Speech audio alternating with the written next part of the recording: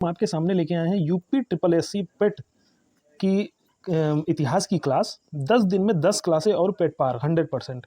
ये 10 दिन 10 से 20 तक के बीच में आपको 10 क्लासें हर सब्जेक्ट की मिलेंगी। किसी की 10 रहेंगी, किसी की 8, किसी की 7, ऐसे करके 10 दिन में 10 क्लासें ये आपको मिलेंगी और 100% आपका 70 से 80 नंबर इसी क्लासेस में से आएगा।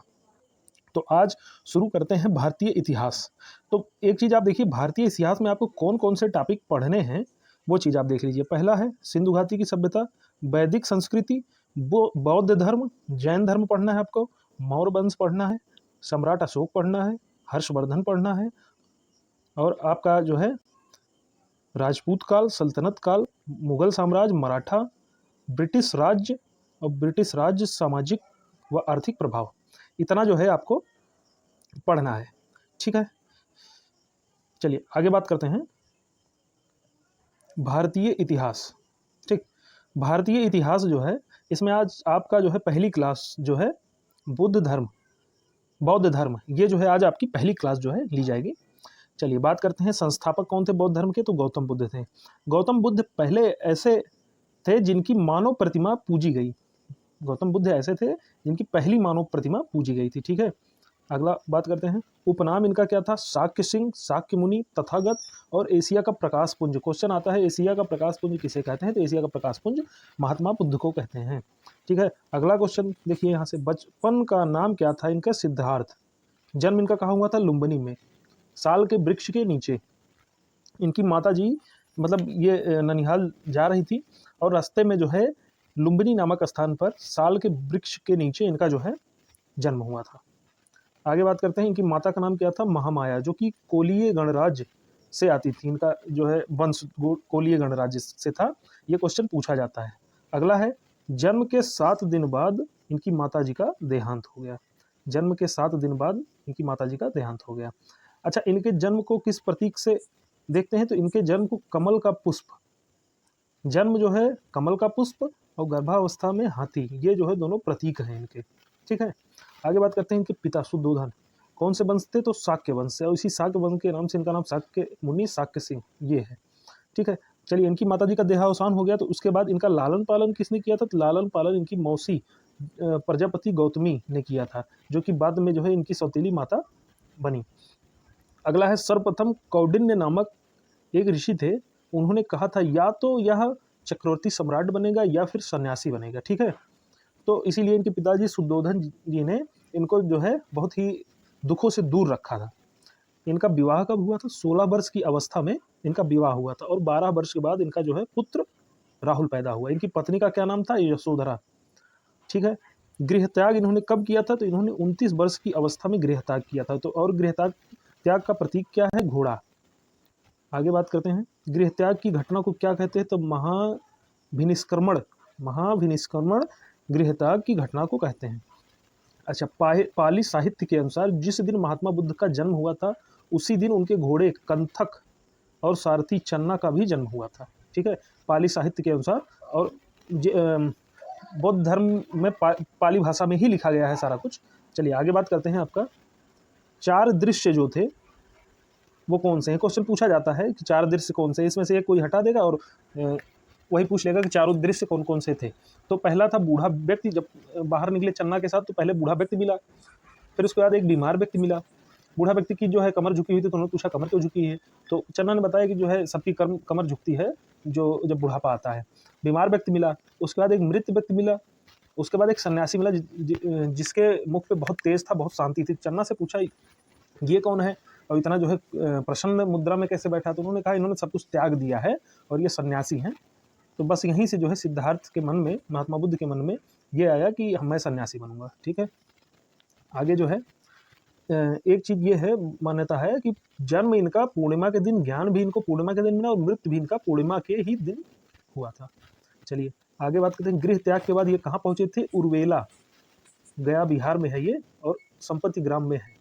उर्वेला में ही इनको ज्ञान भी मिला था। ठीक है, पीपल के वृक्ष के नीचे निरंजना नदी के पास में इनको ज्ञान मिला। 6 साल की तपस्या के बाद 35 वर्ष की अवस्था में इनको ज्ञान प्राप्त हुआ था।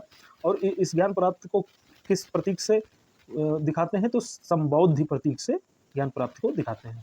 ठीक है, अगला जो है पहला उपदेश इन्होंने कहाँ दिया था? तो पहला उपदेश इन्होंने सारनाथ में ऋषिपत्तनम, सारनाथ या ऋषिपत्तनम इस नाम से भी जाना जाता है, 5 ब्राह्मणों को दिया था, जो कि इनके साथ 5 ब्राह्मण साथ में सब लोग तपस्या कर रहे थे। लेकिन जो है ज्ञान जब इनको प्राप्त हुआ, ब्राह्मण इनको छोड़ के चले गए थे, तो बाद में जब ज्ञान इनको प्राप्त हुआ तो इन्होंने पहला उपदेश 5 ब्राह्मणों को दिया था। अच्छा, पहला उपदेश को किस प्रतीक से जानते हैं? तो धर्म चक्र प्रवर्तन के प्रतीक से जानते हैं। बहुत इंपॉर्टेंट क्वेश्चन। अगला है अंतिम उपदेश इनका कहाँ हुआ था? तो श्रावस्ती में। और सबसे अधिक उपदेश कहाँ दिया था? तो श्रावस्ती में। ठीक है। सबसे सर्वाधिक वर्षावास वैशाली में और अंतिम वर्षावास वैशाली में। वर्षा ऋतु में जहाँ पे ये लोग निवास करते हैं उसे वर्षावास कहते हैं, या बेलुवन विहार भी कहते हैं, वर्षा ऋतु में रुकने के स्थान को। ठीक है। पूजा स्थल को बौद्ध धर्म में कहा जाता है स्तूप। वाराणसी में ज्ञान यज्ञ श्रेष्ठी को दिया था। इनके शिष्य, जो इनके प्रिय शिष्य थे, तो आनंद, अनिरुद्ध, उपाली, सारिपुत्र, मोदगल्यान। और अगला है तपस्सु और कालिक नामक 2 शूद्रों को भी बौद्ध धर्म का सर्वप्रथम अनुयायी बनाया था इन्होंने। ठीक है। चलिए आगे बात करते हैं। शिष्य आनंद के कहने पे बौद्ध भिक्षुणी संघ की स्थापना की थी इन्होंने। तो इसकी स्थापना कहाँ हुई थी? तो वैशाली में हुई थी। अच्छा, बौद्ध संघ की स्थापना कहाँ हुई थी? ये बौद्ध भिक्षुणी संघ हो गया। तो पुरुषों वाले बौद्ध संघ की स्थापना कहाँ हुई थी? तो इसकी बौद्ध संघ की स्थापना वाराणसी में हुई थी। चलिए, इनकी मृत्यु जो है कब हुई थी? तो इनकी मृत्यु 483 ईसा पूर्व, जब ये 80 वर्ष के थे, तो कुशीनगर में हुई थी। और मृत्यु को किस प्रतीक से जानते हैं? तो महापरिनिर्वाण की प्रतीक से जानते हैं। ठीक है। बौद्ध धर्म के 3 रत्न कौन हैं? तो बुद्ध, धम्म, संघ। बौद्ध धर्म के 3 रत्न हैं। आगे बात करते हैं। बौद्ध धर्म भिक्षुओं के निवास स्थान को क्या कहते हैं? विहार। और पूजा स्थल को क्या कहते हैं? चैत्य। ठीक है। चलिए आगे बात करते हैं। बौद्ध संगीति, ये बहुत ही इंपॉर्टेंट क्वेश्चन है, ये लगभग एग्जामों में पूछा जाता है। तो 4 बौद्ध संगीति हुई थी। तो इसमें प्रथम जो बौद्ध संगीति हुई थी तो 483 ईसा पूर्व में राजगृह में हुई थी। अध्यक्ष इसके जो थे महाकश्यप, और शासन काल किसका था? तो अजातशत्रु का। ठीक है। अगला है द्वितीय बौद्ध संगीति। तो 383 ईसा पूर्व में वैशाली में हुआ था, और साबक मीर जो थे इसके अध्यक्ष थे, और कालाशोक जो है उस समय सम्राट थे। अगला जो है तृतीय बौद्ध समिति 255 ईसा पूर्व में पाटलिपुत्र में हुआ था। मोगलीपुत्र इसके जो है अध्यक्ष थे, अशोक जो है इसके उस समय के सम्राट थे। और अंतिम और चतुर्थ बौद्ध समिति जो हुई थी 1ली शताब्दी में कुंडल वन में हुई थी, और वसुमित्र इसके अध्यक्ष थे। शासनकाल उस समय कनिष्क था। तो इसको जो है जैसे स्थान चारों बौद्ध समिति कैसे याद करते हैं? आरबीपीके के ट्रिक से याद करते हैं। और शासनकाल किसका था? तो एके अशोक, कालाशोक, अजातशत्रु, कालाशोक, अशोक और कनिष्क, ये चारों एके। और यहाँ पे जो है आरबीपीके इस नाम से जो है हम ट्रिक के माध्यम से याद कर सकते हैं। चलिए आगे बात करते हैं। चतुर्थ बौद्ध संगीति के बाद बौद्ध धर्म के 2 भाग हो गए थे। इसमें जो है चतुर्थ बौद्ध संगीति के बाद इनमें थोड़ा विवाद हुआ कि कुछ लोग कह रहे थे कि महात्मा बुद्ध जी ने जो जितने भी मतलब नियम उपदेश दिए हैं वो कुछ गलत है। कुछ लोग कह रहे थे कि नहीं, पूरा सही है। ठीक है। देखिए, जो कह रहे थे कि महात्मा बुद्ध जी की सारी बातें सही हैं, सारी शिक्षाएं सही हैं, तो वो हीनयान कहलाए। इसके संस्थापक कौन थे? महाकश्यप। ठीक है।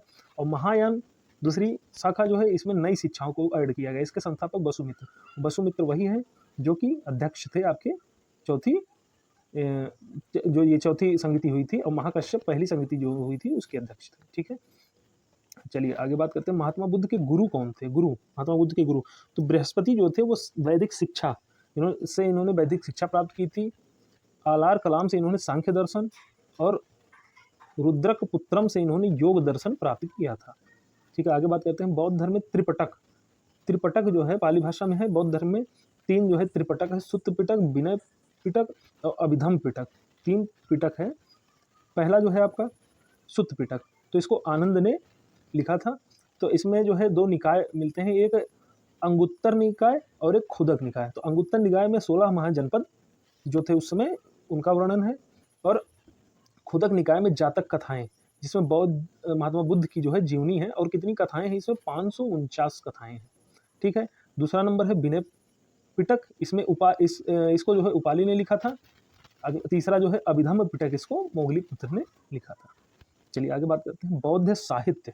तो बौद्ध साहित्य में आता है, वसुमित्र ने लिखा है विभाषा शास्त्र। वसुमित्र ने विभाषा शास्त्र लिखा था। इसमें बौद्ध धर्म का विश्वकोश है। बौद्ध साहित्य की बाइबल भी इसको कहते हैं। बौद्ध धर्म का विश्वकोश या बौद्ध धर्म का बाइबल इसको कहते हैं।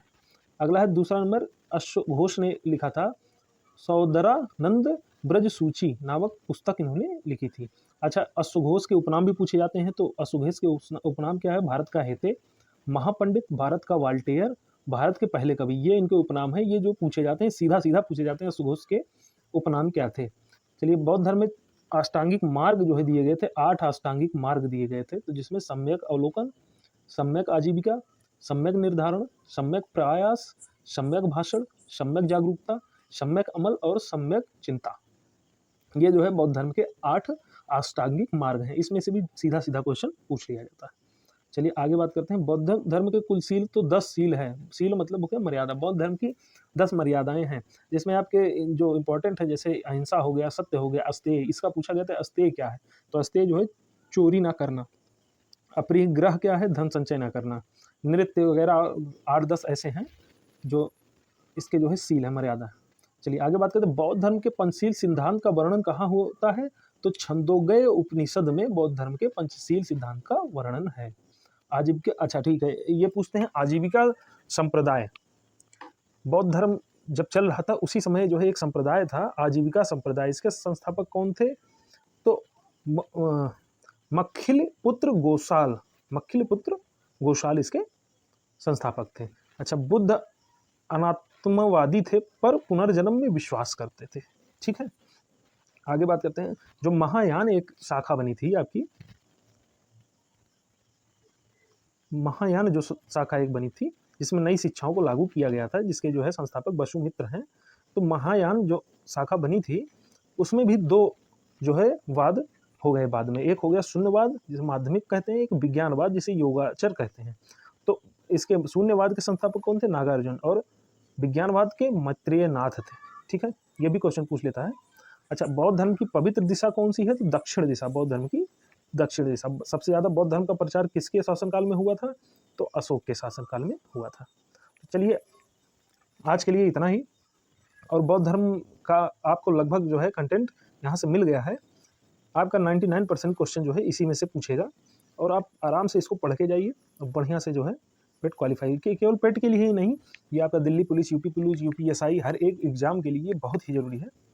तो 10 दिन में 10 क्लासें आपको मिलेंगी, और आपका कम से कम 70 से 80 नंबर जो है आपका इन्हीं 10 दिन के अंदर 10 अक्टूबर से 20 अक्टूबर के बीच में आपको ये जो क्लासें मिल रही हैं इसी में मिल जाएंगी। साथ में आपका पीडीएफ जो है 21 और 22 तक जो है पीडीएफ सारे क्लास का एक साथ में मिल जाएगा, ताकि आप उसको 7-8 दिन में आराम से रिवीजन भी कर सकते हैं दोबारा, और आप जो है अच्छी तरीके से जो है नंबर गेन कर सकते हैं।